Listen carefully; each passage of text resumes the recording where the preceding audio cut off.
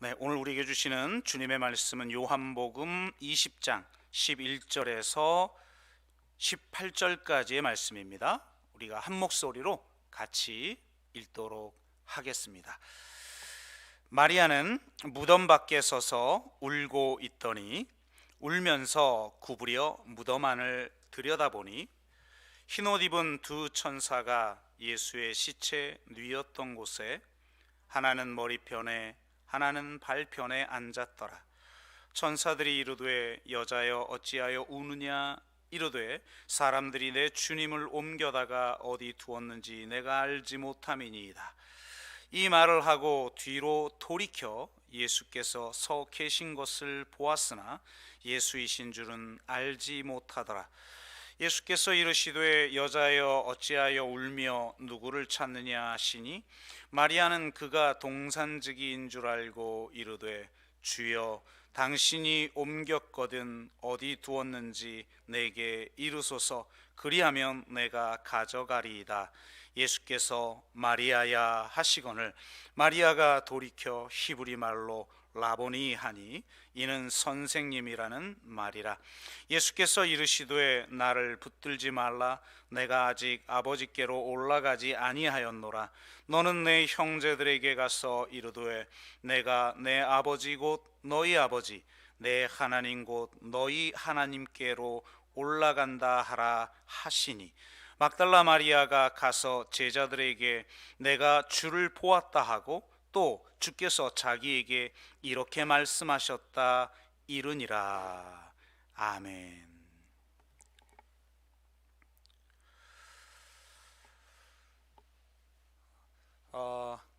지난 한 주간이 고난 주간이었는데요. 함께 모일 수 없어서 온라인으로 특별 기도회를 진행했습니다. 여러분도 많이 참여하셨지요? 개인적으로는 좀 독특한 경험이었어요. 특별 새벽 기도회든 특별 저녁 기도회든 또 주일 예배든 제가 좀 설교를 좀 길게 하는 그런 편 아니겠습니까? 이번에는 온라인으로 하면서 15분에서 20분 사이에 말씀을 준비하겠다고 말씀드렸는데 제 목회 인생 중에 유일하게 성공한 그런 기도회였지 않나 이런 생각을 해보게 되었습니다. 매우 성공적으로 해냈고 그래서 앞으로도 뭐 설교를 좀 잘 줄일 수 있지 않을까 이런 또 자신감도 갖게 되었어요. 그래서 어제 설교 준비 다 마치고 나서 너무 좀 길어졌더라고요. 그래서 과감하게 한 3분의 1을 이렇게 쳐냈습니다.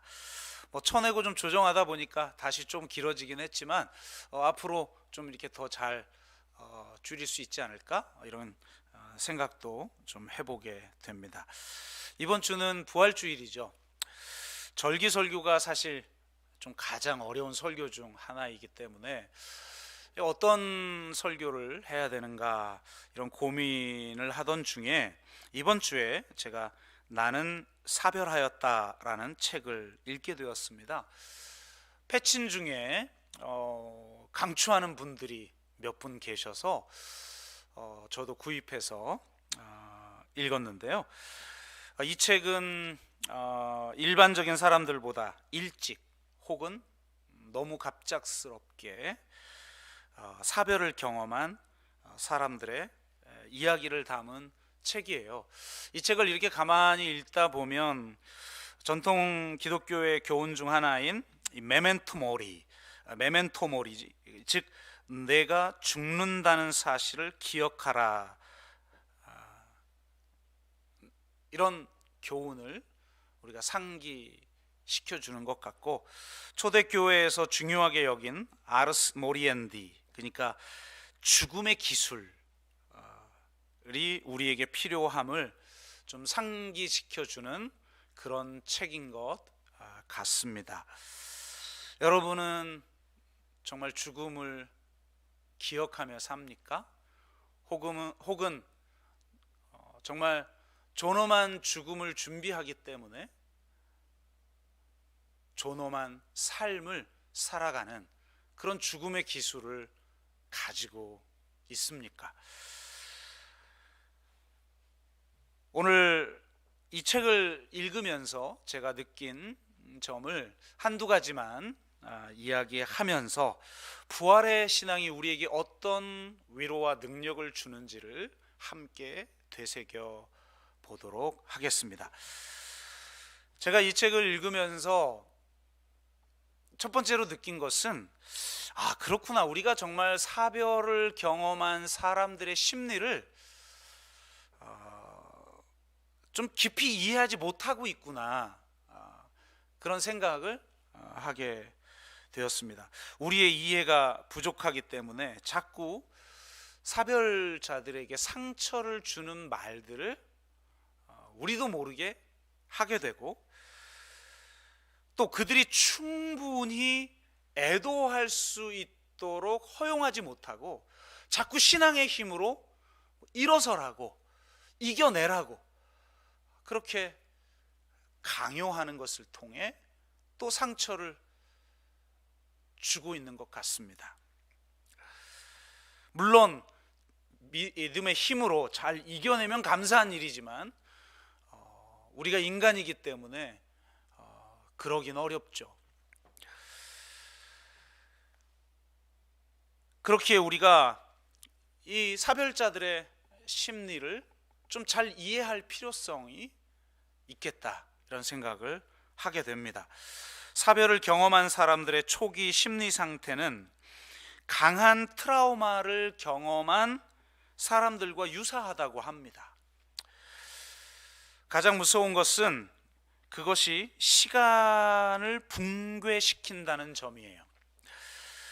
과거가 현재를 침범하고 미래를 불가능하게 만들어요. 그것은 삶과 죽음의 경계가 허물어지는 경험이라고 합니다. 이를 유령 같은 실존이라고 하는 전문 용어로 표현을 하더라고요. 그러니까 있는데 없는 것 같은, 살았는데 사는 것 같지 않은 그런 경계에 있는 상태라는 겁니다. 죽음은 더 이상 삶의 반대편에 있지 않습니다. 죽음은 삶 여기저기에 출몰합니다. 지금까지 진실이라고 믿었던 것, 안전하다고 믿었던 것에서부터 단절이 발생하지요. 모든 것이 철저히 끝장난 것으로 생각되어서 그 이후의 삶을 상상하는 것이 불가능한 상태에 이르게 된다고 합니다. 그래서 단지 생존할 뿐인 거죠. 그냥 살아낼 뿐인 거죠. 그것은 정확한 기억을 불가능하게 만드는 몸과 뇌의 변화를 가져오며, 그뿐 아니라 그것을 표현하는 언어의 기능을 마비시켜 버린다고 해요.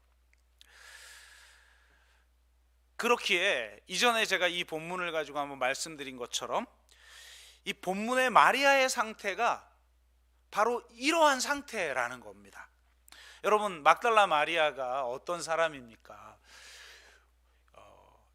위경을 보면 예수님의 부인으로 언급될 정도로 아주 예수님과 각별한 사이라는 것을 초대교회 전통에서는 다 인정하고 있습니다.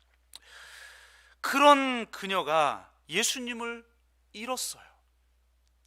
그녀는 십자가의 충격을 겪은 자요, 남겨진 자이며 사별자요, 어쩌면 생존자인 것입니다. 하여 그녀에게 트라우마적 증상이 나타나고 있음을 본문을 통해서 여러 군데 볼 수 있어요. 그러나 자세히 살펴볼 시간은 없으니까 한 가지만 이야기하자면 이렇습니다. 그러니까 트라우마를 겪은 사람들의 그 증상, 이런 걸 좀 공부를 해보면 이런 사람들이 좀 횡설수설하는 것 같다는 거예요. 그런데 트라우마를 가장한 사람들이 있어요. 이런 사람들은 너무 일관성 있게 서술을 한다는 거예요. 근데 사실 그렇게 정확한 것 같은 것이 거짓말이라는 거죠. 거짓말처럼 보이는 게 사실은 진실성 있는 증언이라는 거예요. 도리어 트라우마적 상황에서는. 그런데 이 마리아가 지금 매우 횡설수설하는 것처럼 보이게끔 성경은 증언하고 있다는 거예요. 대표적인 것이 이런 거죠. 마리아가 14절을 보니까 뒤로 돌아섭니다. 무덤을 보고 있다가 뒤로 돌아서서 거기 예수님이 계신 걸 보게 되죠. 그래서 예수님을 마주하는데 예수님이 누군지를 몰라요. 그러니까 이런 혼란 상태에 있는 거죠. 예수님이 어찌하여 울며 누구를 찾느냐라고 물으실 때도 예수님이 누구인지를 알아보지 못해요. 그러다가 예수님이 마리아야 라고 그녀의 이름을 불러주자 그분이 예수님인지를 알아보는데, 이때 재밌게도 예수님이 마리아야 라고 할 때 지금 이제 대면하고 있는 거 아닙니까? 무덤에서 뒤를 돌아서니까 예수님이 계셔요. 그렇게 예수님을 대면하고 있는데 예수님이 마리아야 그러니까 다시 샥 돌아서서 예수님을 향해 라보니여 라삐여 라고 한단 말이에요. 이게 지금 도대체 무슨 말이에요? 말이 안 되는 거죠. 내가 지금 예수님하고 대면하고 있는데 예수님이 마리아야 그러니까 다시 딱 뒤돌아서서 라삐여 이러고 예수님께 다가갔다는 거예요. 만지려고 했다는 거예요. 그러니까 예수님이 만지지 마라 이렇게 얘기했다는 거예요. 이게 지금 일관성이 있어요? 없죠. 없기 때문에 더 진실한 증언이라는 겁니다. 없기 때문에 지금 마리아가 어떤 상태에 놓여 있는지를 우리는 알 수가 있습니다. 마리아는 지금 성 토요일의 시간을 보내고 있는 거예요.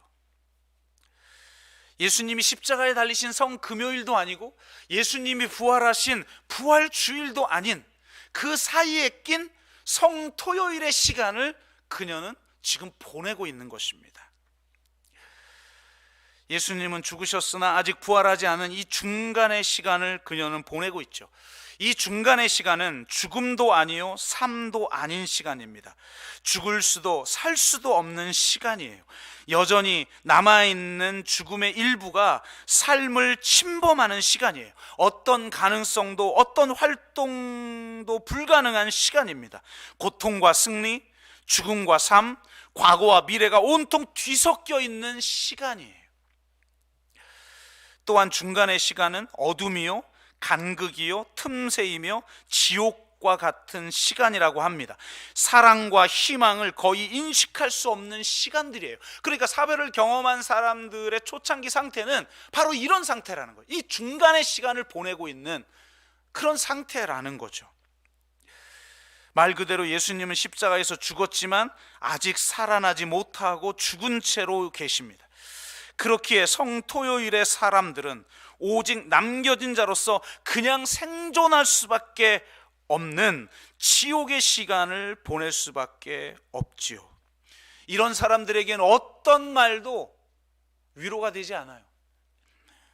이 사별자들이 고백하는 것 중에 사람들이 사람들이 하는 말 중에 어떤 말에 상처를 받냐 이런 걸 보니까 우리가 쉽게 하는 말들이에요. 그냥 잘 지냈어? 이 말도 상처가 된다네요. 잘 지냈겠어요? 그러니까 너무 형식적인 말처럼 느껴져서 상처받고 이래도 상처받고 저래도 상처받는 상태인 거예요. 그걸 왜 상처받냐고 해봤자 소용없는 거죠. 그만큼 아픈 시간을 보내고 있는 거예요. 중간의 시간을 보내고 있는 거예요. 그래서 어떤 위로도 되지 않는 그때에도 이 중간의 시간에 위로자가 계신다고 성경은 증언하고 있다는 거예요. 이게 바로 우리 같은 일반적인 사람들은 해석할 수 없는 성경 해석이죠. 셸리 램보라고 하는 사람에 의하면 성토요일과 관련하여 아주 중요한 문구를 재해석할 필요가 있다는 거예요. 사실 성토요일은 성경에 드러나지 않죠. 예수님이 죽으신 장면이 나오고 그 다음에 예수님이 부활한 장면이 나와요. 그런데 그 행간을 읽어내는 거죠. 그 행간을 읽어낼 수 있는 사람들이 있어요. 그런데 이 성토요일의 시간이 어떤 시간인지를, 그리고 이 시간에 하나님은 도대체 뭐하고 계신가? 우리를 버려두고 떠난 것 같은 그 하나님은 도대체 뭘 하고 계시는가를 읽어내는 사람이 있어요. 요한복음 19장 30절을 재해석할 필요성이 있다고 셜리 램모는 말합니다. 공관복음서는 예수님이 숨을 거뒀다 이렇게 표현해요. 그런데 아주 요한복음이 여러 가지로 독특하죠. 요한복음은 이렇게 표현을 하고 있어요. 영혼이 떠나가시니라. 영혼이 떠나간다는 거예요. 근데 여기서 떠나가시니라 라는 헬라어 단어가 파라디노나이라는 단어인데, 이건 넘겨주다라는 단어라는 거예요. 이게 굉장히 지금 독특한 거죠. 유다가 예수님을 유대인들에게 팔아 넘겨줄 때 이 단어가 사용되어져요. 그러니까 예수님이 지금 자신의 영을 넘겨줬다는 거예요. 요한이 볼 땐 누구에게 도대체 넘겨줬겠느냔 말이에요. 바로 자신이 떠나가고 남겨지는 사람들에게 자신의 영을 넘겨주셨다는 거예요. 와, 대단한 해석입니다. 이때의 영은 오순절 때와 달리 누구나 알 수 있게 오는 성령이 아니라 마치 숨겨진 것처럼 오신다는 거예요. 마치 계시지 않는 것처럼 계신다는 거예요. 그분이 그럼 무엇을 하고 계시는가? 그거를 요한복음에만 나오는, 공관복음서에는 없는 고별 강화를 보면 알 수 있다는 겁니다. 요한복음에 나오는 고별 강화를 보면 제자들을 표현할 때 뭐라고 예수님이 표현하냐면 남겨진 자들이라고 표현한다는 겁니다. 이게 헬라어로 메네인이라고 하는 건데요, 그러니까 제자들은 남겨진 자라는 거예요. 한마디로 제자들은 사별자라는 거예요. 고별 강화의 핵심적인 주제는 세 가지죠. 예수님이 떠나고 나면 그들이 남겨진 자가 될 것이지만 너희는 고아와 같이 버려지지 않을 거라는 거예요. 또 하나, 그들을 위로하는 자를 보낼 거라는 거예요. 보혜사. 보혜사의 가장 중요한 뜻이 뭡니까? 위로하는 자라는 뜻이죠. 세 번째는 바로 그 진리의 영이 오시면 기억나게 하시고 증거하게 하신다는 거예요. 근데 우리는 공관복음서, 특히 누가복음, 유일하게 교회의 역사를 기록한 누가복음의 저자인 누가는 사도행전까지 했는데 이게 한 권이라고 사실 학자들은 해석을 하죠. 그러고 보면 이게 오순절날 임한 성령을 통해서 이런 일이 일어나겠구나 라고 생각을 했는데 공관복음서의 기자들은 그렇게 해석을 했어요. 그런데 요한복음은 아주 독특하게도 성령이 언제 임하냐면 부활절에 임합니다. 예수님이 부활하시고 나서 여러분 성경에 보면 오순절날 막 불처럼 바람처럼 강력하게 성령이 임하시죠. 그런데 요한복음을 보면 부활절에 성령이 숨처럼 임합니다. 숨을 내쉬면서 성령을 받으라 이러고 성령을 제자들에게 부어주셔요. 그런데 놀랍게 요한복음은 더 나아가 부활절뿐만 아니라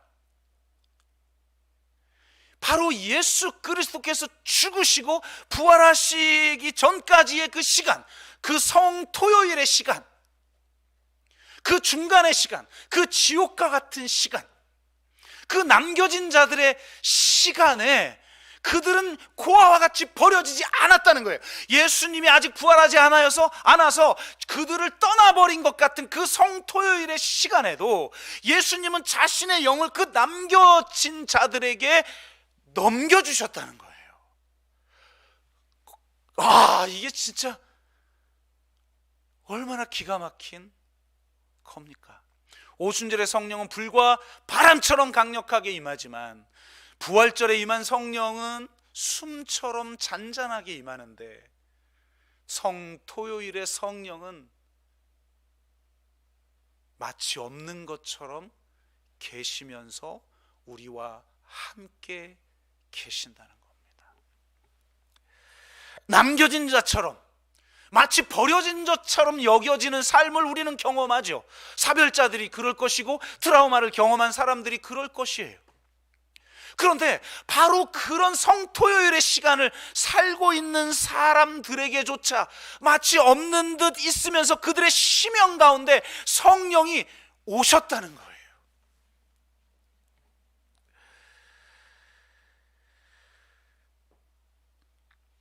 그들의 심연 한가운데로 운행하시면서 그들을 위로하고 계십니다.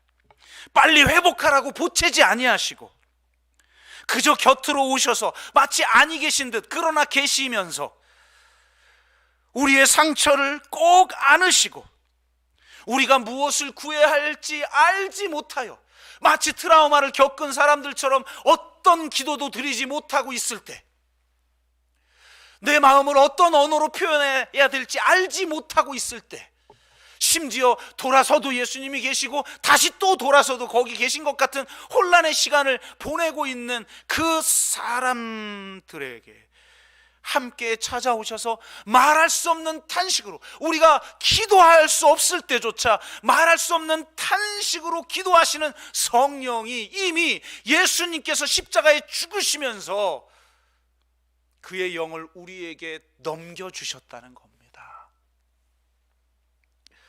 여러분, 우리가 예수님이 정말 나와 함께 계시는지는 몰랐다가 뒤늦게 깨달을 때 많죠. 저도 사춘기 시절 막 방황하고 정말 죽으려고 하고 자살하려고 하고 하는 그런 암울한 시간을 보낼 때 주님 어디 계시냐고 정말 울부짖으며 기도했던 시간들이 있었어요. 그런데 마치 계시지 않는 것 같았어요. 그런데 나중에 정말 주님을 만나고 주님 내가 그렇게 힘들 때 어디 계셨냐라고 그렇게 부르짖을 때 환상 가운데 주님이 보여주셨어요. 내가 가장 힘들고 가장 어둡고 정말 지옥과 같은 시간을 보냈던 그 순간에 나의 등 뒤에서 나와 함께 계셨다는 것을 보여주셨어요. 지금 주님이 십자가에서 죽으시고 떠나버린 것 같지만 그의 영을 우리에게 넘겨주시면서 그 성령 안에서 우리와 함께 계신다고 주님이 말씀하고 계시는 거예요. 그러면서 내가 너를 결코 떠나지 아니하였다, 고아와 같이 너를 버려두지 아니하였다라는 것을 알게 하시려고 주님은 지금 이제는 마리아에게 직접 나타나 그녀의 이름을 불러주시는 겁니다. 중간의 시간을 살고 있는 마리아에게 나타나셔서 그녀를 한 번도 떠난 적이 없었다는 사실을 알게 하시고 지옥의 시간을 견뎌내게 하신 분이 바로 자신이라는 사실을 알게 하시려고 그녀에게 나타나셨습니다. 그녀를 중간의 시간에서 이제는 부활의 시간으로 옮기시려고, 중간의 시간에도 함께 계셨던 그분이 이제 그녀에게 부활의 시간을 선물하시려고 직접 나타나셨다는 것입니다. 정말 주님은 이렇게 섬세하고 이렇게 부드러우신 분이라는 것입니다. 믿음을 강요하지 아니하고 우리를 있는 그대로 인정하시면서 마치 없는 듯 계시는, 그러면서 우리를 향해 말할 수 없는 탄식으로 기도하시며 우리를 위로하시는 그런 분이심을 여러분 믿으시기를 주의 이름으로 축복합니다.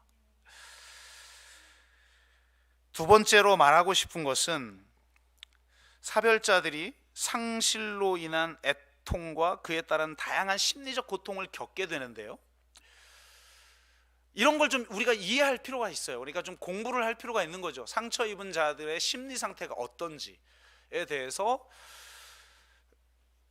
우리가 좀 알아야 되는데, 참 안타까운 건 뭐냐면 이런 상실로 인한 여러 고통들 뿐만 아니라 이 사별자들이 하나같이 죄책감을 경험한다는 거예요. 자신이 사랑하는 사람을 지켜주지 못한 것, 내 책임인 것 같아, 내가 지켜주지 못했기 때문에 죽었다라고 생각한다는 거예요.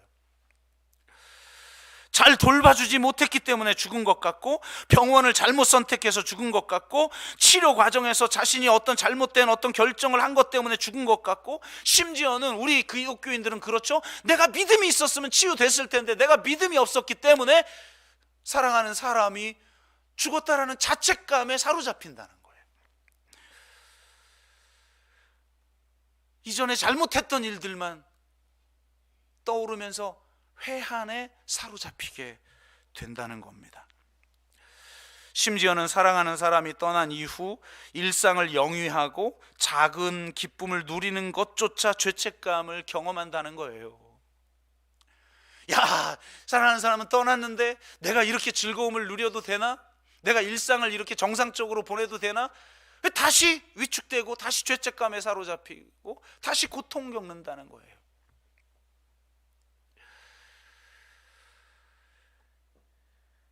소설가 이승우는 마음의 부력이라는 소설에서 요양원에 계신 어머니가 꿈을 이루지 못하고 먼저 떠난 큰아들에 대한 회한과 미안함으로 평생을 살았다는 것을 뒤늦게 알고 이렇게 자신을 자책합니다.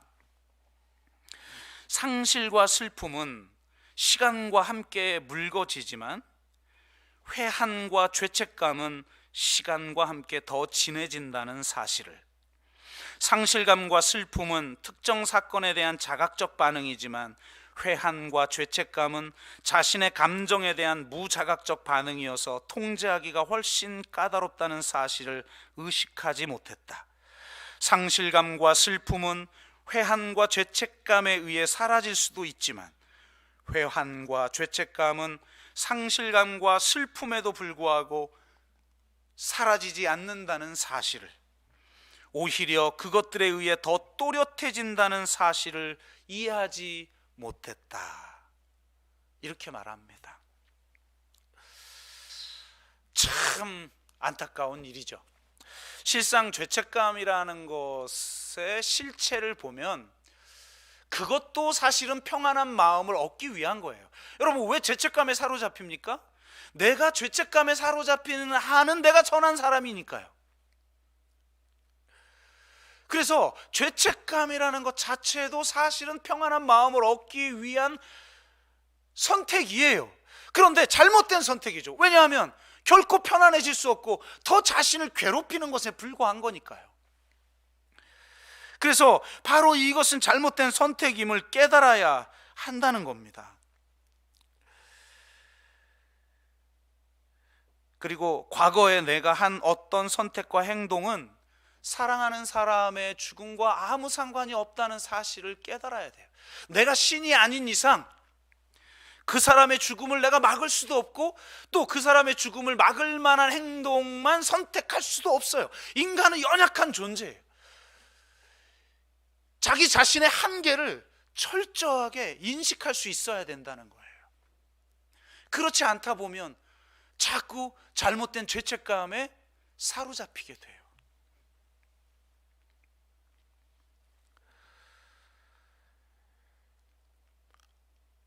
뿐만 아니라 먼저 떠난 사랑하는 사람이 남겨진 자가 결코 그렇게 살기를 바라지 않는다는 사실을 기억해야 한다는 겁니다. 진짜 사랑하는 사람이라면 내가 떠난 것 때문에 내 사랑하는 사람이 고통당하고 심지어는 죄책감으로 살기를 원하는 사람이 누가 있을까요? 그래서 사랑하는 사람이 내가 어떤 삶을 살길 원하는가라는 질문이 가장 중요한 질문이라고 하나같이 이야기를 고백을 하고 있어요. 그런데 저는 더 중요한 것이 필요하다고 생각해요. 그것은 자기가 자기 자신을 용서할 줄 알아야 되고, 자기가 자기 자신을 용서하려면 하나님의 용서를 경험해야 돼요. 하나님의 사랑을 경험해야 돼요. 우리가 어떤 잘못을 해도 회개하고 돌아오면 용납하시고 용서해 주시는 그런 하나님의 사랑을 경험해야 합니다. 이번 주 고난주간 하나님의 뜻을 따라의 순서에 맞춰서 본문을 선택했는데요, 말씀을 준비하면서 저 개인적으로는 가장 큰 은혜를 받았던 본문이 유다에 관한 이야기였습니다. 예배 기도회에 참여하지 못한 분들을 위해서 뒷부분만 요약해서 말씀을 드리자면 이런 내용이에요. 요한복음하고 공간복음서가 하여튼 여러 가지로 다르다고 그랬죠. 다른 것 중에 하나가 뭐냐면 공간복음서에는 전부 성찬식에 대한 이야기가 나와요. 잡히시던 날 밤 이 성찬식을 행했다라는 게 나오는데, 아니 그 중요한 예식에 요한복음은 나오지 않아요. 그 예식이 나오지 않아요. 대신 세족식이 나오죠. 공간복음서에는 세족식이 없어요. 근데 요한복음에만 세족식이 나와요. 세족식은 제자들의 죄를 미리 용서해 준 사건이에요. 성찬식도 마찬가지죠. 주님의 죽으심을 기억하는 예식이에요. 그분이 우리를 용서하기 위해 죽으셨다는 거예요. 그런데 제가 이번에 말씀을 준비하면서 아니, 예수님이 다시 오실 때까지 기억하라고 직접 말씀하신 걸 어떻게 요한은 기록하지 않았을까?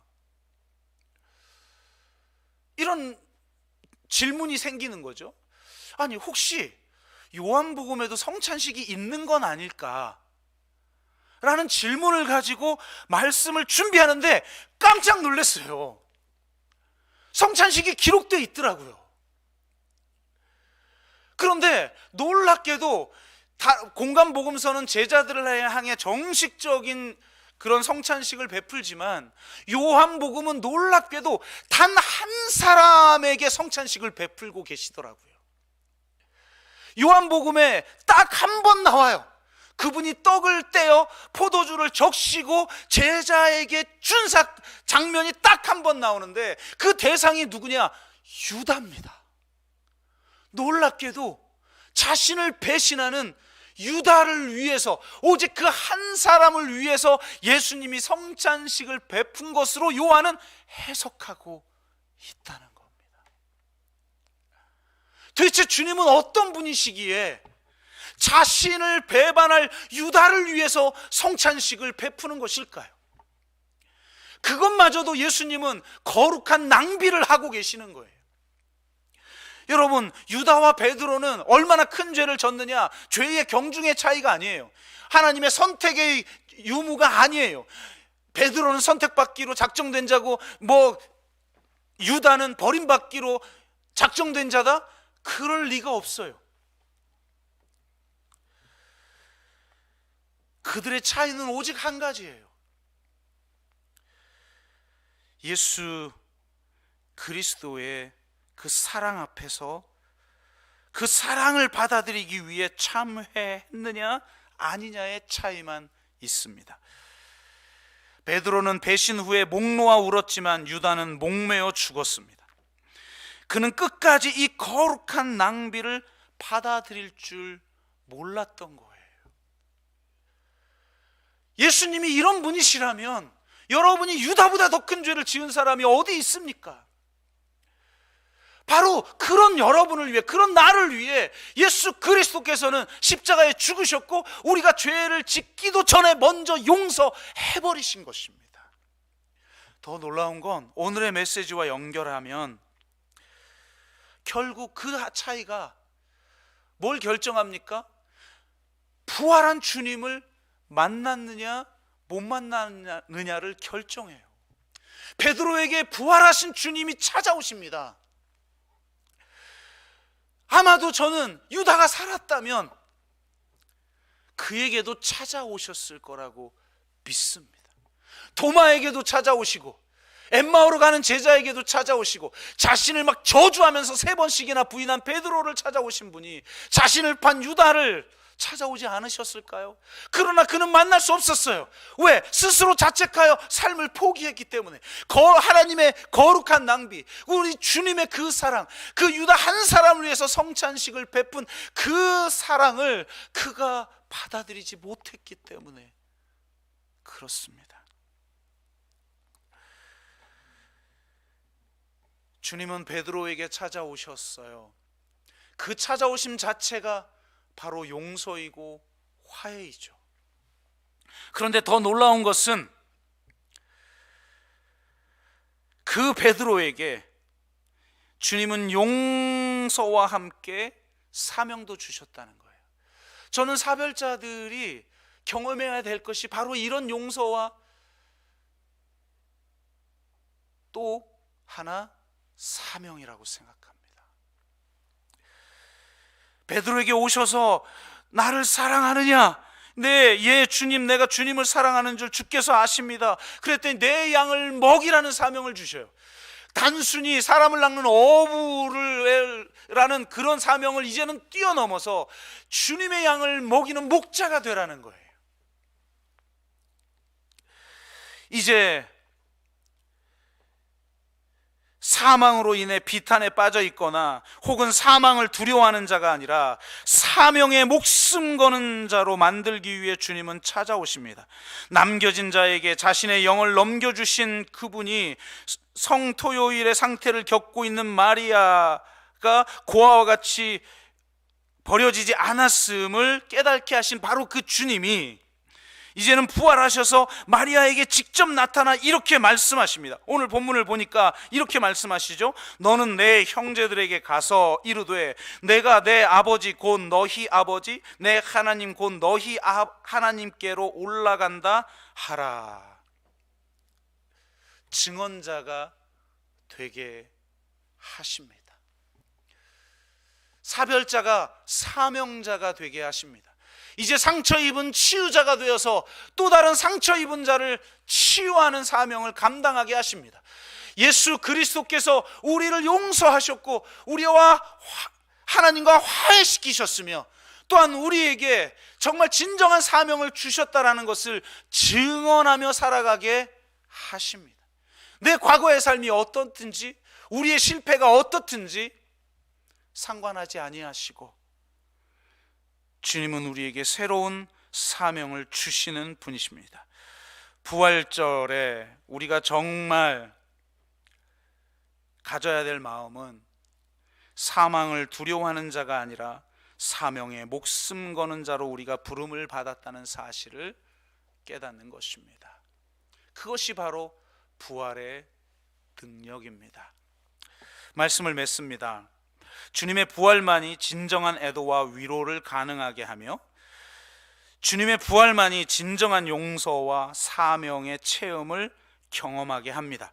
뿐만 아니라 지금 여기의 삶을 누리게 하십니다. 그리고 지금 여기에서 부활을 누린다라고 하는 것의 가장 중요한 특징 중 하나가 저는 감사의 삶이라고 생각합니다. 이제 부활절 오늘 마치고 나면 내일부터 감사노트 100일 챌린지를 하게 됩니다.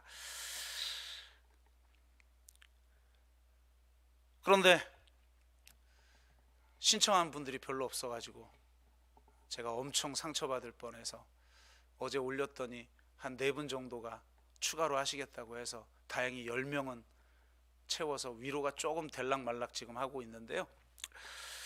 저는 안 하면 좋죠. 아무것도 안 하는 게 제일 편안한 건 아닙니까? 뭐하러 100일 동안 저도 그걸 해야 되는데 그러나 저에게 개인적으로 유익이고 우리 성도님들에게 제가 벌써 해봤어요. 제가 1권 감사노트 1권을 100일 동안 100일 못 채웠어요. 여러분들하고 프로젝트 하느라고 보니까 어제가 93일 오늘이 제가 미리 하나만 비워놓고 옆에다는 4월 5일 감사노트 100일 챌린지 시작 제2권으로 옮김 미리 적어놔 버렸어요. 그래서 두 번째 권을 가지고 이제 하게 될 텐데 프로젝트 참여하시는 분들하고 제가 해보니까 유익이더라고요. 제 삶을 붙잡아주는 굉장히 중요한 역할을 했기에 우리 성도님들 이 코로나19 때문에 너무나 힘들어하는 성도님들이 많이 계실 텐데 이럴 때일수록 정말 뭔가 붙드는 게 있어야겠다 생각해서 이 100일 챌린지라는 것을 하려고 하는데 여러분도 좀 많이 동참해 주시면 감사하겠습니다. 네. 이거 한 권 4,500원짜리인데 이거 한 권만 사면 100일 할 수 있는데 뭐 100일 다 못해도 괜찮아요. 뭐 반도 못해도 상관없죠. 반 못해도 이틀에 한 번은 감사하고 기록하고 사는 건데 얼마나 좋습니까? 그리고 바로 이게 저는 이 말씀을 준비하면서 그렇구나. 이것이야말로 우리가 부활을 살아내는 삶이겠구나. 이 4명의 그 고백자들, 사별을 경험한 고백자들이 상처 입은 치유자가 되어서 자신들도 도움을 받았기 때문에 누군가에게 도움을 주고자 이 책을 썼다고 하는데 이런 고백을 해요. 자기가 오답 노트를 내 인생에 여러분 공부할 때 오답 노트가 굉장히 중요하잖아요. 그래야 성적이 늘어나죠. 그럼 내 인생을 잘 살려면 내 뭘 제대로 못했는지 오답 노트가 필요하겠다. 그러면서 오답 노트를 적기 시작했다는 거예요. 그런데 그분이 이런 오답 노트에 이렇게 적었어요. 사별 후 그가 없는 삶을 살아가면서 나는 그가 했던 모든 일이 어느 하나 당연한 것이 없었음을 깨닫는다. 없어 봐야. 나는 이제야 내가 당연하게 여겼던 그 모든 일들과 그 순간에 감사해야 했음을 깨닫는다. 인생에는 당연한 것은 하나도 없다. 남편에게 내일이 당연한 것이 아니었듯이 내게도 내일은 당연한 하루가 아니다. 누구도 내게 당연한 존재가 아니듯 나도 누군가에게 당연한 존재가 아니다. 남편과 내가 함께하는 미래가 당연한 것이 아니듯 오늘 그리고 내일 나와 동행해 주는 모든 이들이 당연하지 않다. 너무나 익숙하게 내가 누리고 있는 것들이 당연하지 않은 특별한 것임을 잊지 않는다면 생이 끝나는 날 나는 좋은 점수로 삶을 마무리할 수 있지 않을까 생각하며 인생의 오답 노트를 써내려 간다. 참 죽음의 문제를 응시한 사람만이 알 수 있는 통찰이죠. 저는 이 문장을 읽으면서 이런 생각을 해봤어요. 우리가 나중에 주님이 오실 때에 우리 몸이 부활할 텐데, 그럼 그 부활에서 살아가는 삶의 질이라는 건 뭘까? 그러면서 문득 이런 생각을 해봤어요. 그 부활의 삶이라는 것은 나에게 지금 펼쳐지고 있는 그 삶의 모든 순간을 마지막처럼 누리는 삶이겠구나. 다시 돌아오지 않는 유일한 순간으로 누리면서 살아가는 삶이겠구나. 모든 순간을 익숙하게 혹은 당연하게 여기지 않으며 감사하며 살아가는 삶이겠구나 라는 생각이 들더라고요. 부활한 주님을 만나 정말 부활하신 주님이 내 삶에 현존한다는 건 뭘까? 그 어떤 상황에서도 당연하게 여기지 아니하고 감사하며 살 수 있는 삶 아니겠습니까? 제가 요즘 하도 감사 얘기를 많이 했더니 제 아내가 어제 그러더라고요. 있을 때 잘하라고. 그래서 그런 말 하지 말고 이렇게 말하라고. 있을 때 잘할게. 정말 있을 때 잘합시다. 모든 순간이, 모든 사람이 당연하지 않습니다. 주님이 주시는 선물입니다. 그 선물을 부활의 현존으로 누리는 그런 복된 삶을 살아가는 저와 여러분 되시기를 주의 이름으로 축복합니다. 기도합시다.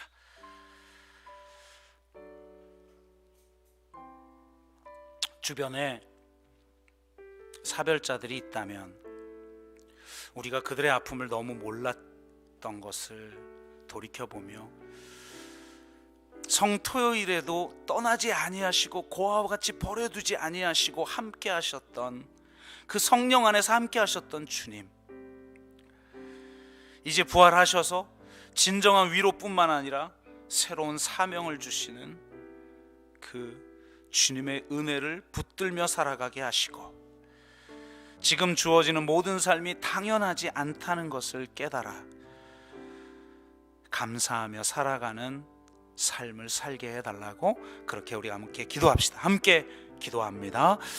하나님 감사합니다. 지금 내 옆에 있는 가족이 내 옆에 있는 것이 당연하지 않습니다. 지금 내가 다니는 그 일터가 당연하지 않습니다. 지금 우리가 드리는 예배가 당연하지 않습니다. 주님, 정말 주님의 그 놀라운 위로와 회복과 또 새롭게 주시는 그 사명을 붙들며 살아갈 수 있게 하여 주시옵소서. 그리고 항상 감사하며 살아가게 하여 주옵소서. 감사드리며 예수 그리스도의 이름으로 기도드리옵나이다. 아멘.